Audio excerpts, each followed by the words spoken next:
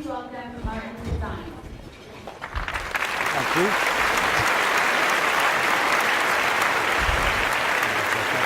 Well, good afternoon. My name is Martin Pisani. I'm President and CEO of Elias Arts. I'm real happy to be here with you today. My company is the country's largest creator of commercial music. And if you don't know the company, let me assure you that you can't watch television for more than 30 minutes without hearing music that we created.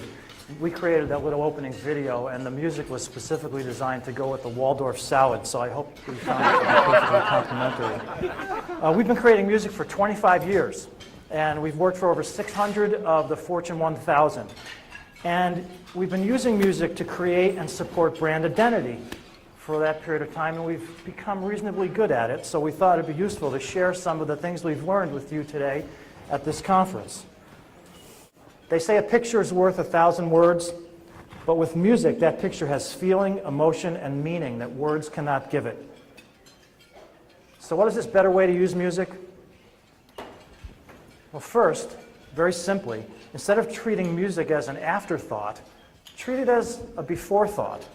Ask this simple question: if my brand had a voice and a soundtrack, what would it sound like? That question alone would be more than most presently do, and I guarantee it will provoke a new insight about your brand's identity and how it is perceived. In fact, why not use the equivalent of a visual style guide? We call it an audio style guide, a guidebook that directs your musical choices and informs and reflects your brand. Did you know that 89% of brands have visual identity guidelines, but only 20% have anything like an audio identity guideline? Those 20%, some of them are our clients, in 1997 focused our attention on Yahoo. The process was a little bit more refined, and it went through a very disciplined strategic process that produced the mnemonic you probably hear quite often. I got to tell you, Yahoo considers that a real important asset for them, and they use it not only in external communications, but in internal communications to rally the troops at sales meetings.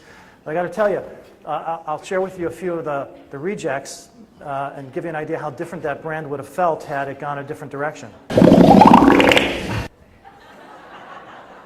These are all legitimately considered Yahoos.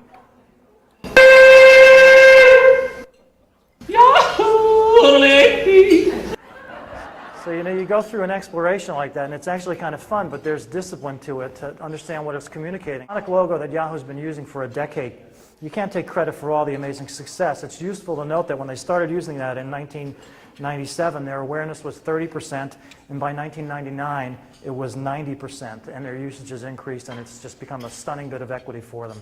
So, we've come a long way since then. In fact, we've got a lot of learning from 8,500 different branding and musical projects, and we've applied that to the subject of building, strengthening, and communicating brand identity. Now, the thing that makes us a little bit unique is we combine the talents of the world's most successful commercial musicians with real marketing and branding strategists, with creative directors who really understand this genre and have been able to create branding that works. It creates a longer, deeper, lasting emotional relationship between brand and consumer because it's not just seen, it's heard, and it's deeply felt. So please, if you remember one thing from today, do you remember this? Without music and sound, your brand identity is incomplete. It's superficial. It may not have the depth of personality it needs to really connect with consumers, and it doesn't make the powerful emotional connection it could make if you tapped into the powers of music and sound. If you do it right, music and sound become your own unforgettable audio assets, which can have great value. And if you treat these like assets, your brand will be much better off. And frankly, for you guys, if your brand is much better off, you'll probably be better off too. Thank you very much.